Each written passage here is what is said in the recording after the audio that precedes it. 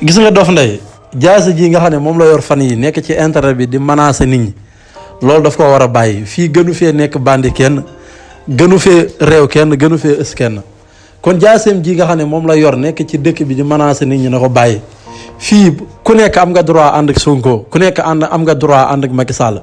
mais lépp nañ ko def ci ay teggin def ko ci ak yaru te bàyyi li nga xam ne moom lay def parce que gënu fee réew kenn arme bu mu yor nañ arme bu ko gën a garaaw bis bu dof loo nag ba yëngalaat nit ñi bañ tàmbali maanaam jëflanteeg moom dana xam ne maanaam réewandeem gi réewul kon na jéem a bàyyi li muy def te bàyyi menaces yi nga xam ne moom lay def ñi ànd ak Sonko parce que ñi ànd ak Sonko ñoo ko gën a réew ñoo ko gën a yareediku te bis bu ñu dof-dofloo maanaam ba nga xamante nii nag yëngalaat nañu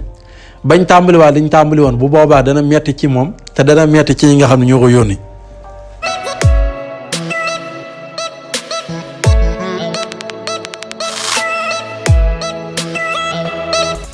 Abonnez-vous, ciao le Sénégal.